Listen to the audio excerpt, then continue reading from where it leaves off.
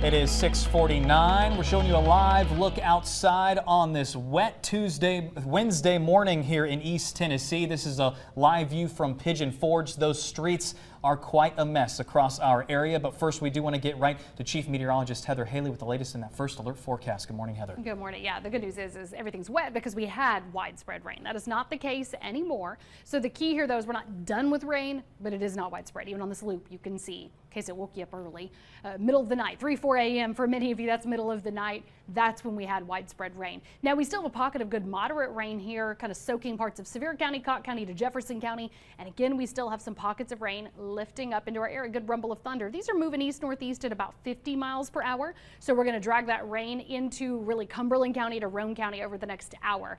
Closer to Crab Orchard, 6:15 Central Time. Rockwood, 7:24. Wartburg, 7:40. Again, you got some good heavy rain right now between Gatlinburg. Actually, there's a brand new lightning strike in case you're hearing that rumble of thunder right at the Cott County line, and then heavier rain Jefferson City to Newport with those spots of rain moving in. So that's where we've got to still get through our area moving forward with the next few hours. Then we can work on clearing with cooler air on the way. We'll talk more about that here in just a moment. Getting a look at your first alert traffic. These wet streets creating a hazardous Wednesday morning commute as you get out the door. We're following an incident on I-640. This is right at that exit for Broadway Avenue. You can see several vehicles on that exit ramp there blocking that right-hand shoulder. Use extreme caution as you're getting out the door, especially as that volume starts to pick up. We are still seeing some vehicles in the right-hand shoulder of I-40 East right around Paper Mill Drive this morning. Again, no lanes here are blocked, but you can see those wet streets, back spray coming up off of vehicles impacting your visibility. We also are following this delay in Roane County. This is on I-40 East as well, just past that exit for Gallagher Road as you're heading toward the 4075 split. No reports of any lanes blocked on the interstate, but we are seeing that delay. Whitney, thanks. And crews are still on scene of an apartment fire in Pigeon Forge. Take a live look. This is the Cold Creek Resort in Pigeon Forge that's just off the parkway. A major fire broke out while you were sleeping. Officials tell us the fire started in the complex's laundry room. 108 people are affected, but no one is hurt. And here's a look at the scene from last night. Almost every agency in Sevier County responded to this fire. You can see smoke filled the area and damage definitely affected at least 2 people living in 2 of the apartments. Everyone else was able to return home overnight. We'll continue to follow this and update you on air and through our WVLT News app as we learn more. And new this morning, the sheriff's office is trying to figure out how this house fire started in northeast Knox County. Rural Metro says it happened around 7 o'clock on Howell Road last night. The home is destroyed. Thankfully, everyone inside made it out safe. The University of Tennessee is now filing insurance claims after nearly a dozen buildings on campus were damaged over the holiday break. Most saw flooding damage from the winter weather. Take a look at this. University officials say their facility staff worked around the clock to clean up and repair the damage. Most buildings saw flooding from damaged air units and supply lines. Some elevators were even affected. We've got a full list of all the buildings and dorms that were affected right now in the WVLT News app. And right now, one person is charged, another is on the run following a shooting at My Canna Buds on Clinton Highway. Police are looking for 20-year-old Jackie Netterville from Mississippi. Right now, Gino Mickens from Georgia is in custody and charged with reckless endangerment. And according to KPD, the shooting started following an altercation between Memphis-based rapper Finesse 2 Times, along with the owner of My Canna Buds and their security personnel. 3 people were shot. One is still in the hospital right now and is expected to be okay. Investigators found 7 guns at the scene. Police are continuing to investigate. We're still working to figure out what caused that loud boom that many of you heard across Knox County on Monday. The loud noise shook houses and rattled doorbell cameras across both Powell and Halls. Some say it sounded like a sonic boom. Others say it sounded like an explosion. The Knox County Sheriff's Office tells us they have no reports of any loud noises or explosions in the area. And today marks day 2 of the 2023 General Assembly in Kentucky.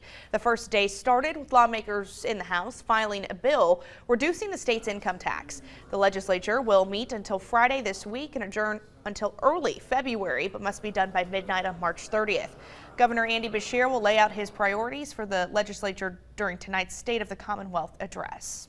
And new details this morning as Congress will try again today to elect a new Speaker of the House. Republicans failed to elect a Speaker on the first ballot. That's the first time this has happened in 100 years. Frontrunner Kevin McCarthy fell short of the 218 votes needed, with more than a dozen GOP members withholding support. The Senate handled its opening day business without drama, swearing in 35 newly elected or re-elected senators. They'll go again today at noon. And Buffalo Bills defensive back Damar Hamlin is still in the hospital this morning in critical condition following a heart attack on the field during Monday night's game against the Cincinnati Bengals. His agent tells ESPN that his oxygen levels have improved since the accident. Hamlin's family says he had to be resuscitated twice, once on the field and once at the hospital. Tens of thousands of mourners from all over the world are headed to the streets of Rome, where former Pope Benedict XVI now lies in state for a final day.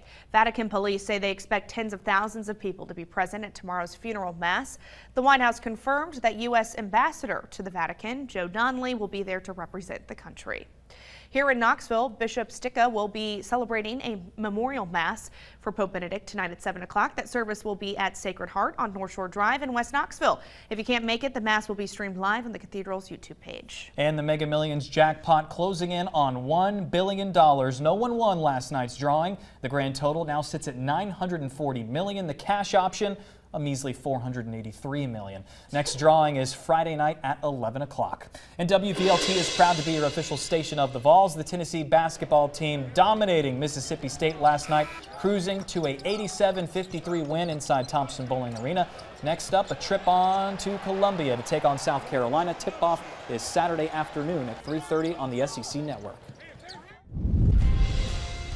Almost 6:56 now in your first alert forecast. Again, we had widespread rain. Luckily, that continues to move on, but think of it as kind of slowly dropping down in coverage, not just disappearing on us, just like we have that rainfall over Sevier County, Jefferson, DeKalb County, and that's really kind of these little waves that are riding up into our area behind the widespread batch. But then we also have those scattered downpours, a couple of rumbles of thunder that are still lifting up onto the plateau, and then that has to drive east across our area. So that's what we've got to work through the next few hours, but still better than it was, of course, better than yesterday's strong storms and better than the overnight widespread rain. Think of it as kind of blowing out of town today, then the colder air will be blowing in. So we do have a little bit of a pick back up in winds midday, gusts even up to 30 miles per hour, and then those decrease as the clouds will then decrease for your afternoon. So right now we're working towards a 62 and mostly cloudy at noon, more sunshine and 66 this afternoon, but that cooler air still on the way. We got to get back to 40s by the weekend. I'll have more on all that coming up on the CW. All right, Heather, thank you very much. And Whitney, of course, going to be keeping an eye on those messy roads on this Wednesday morning. We're headed over to WBXX. Have a good morning. Be safe.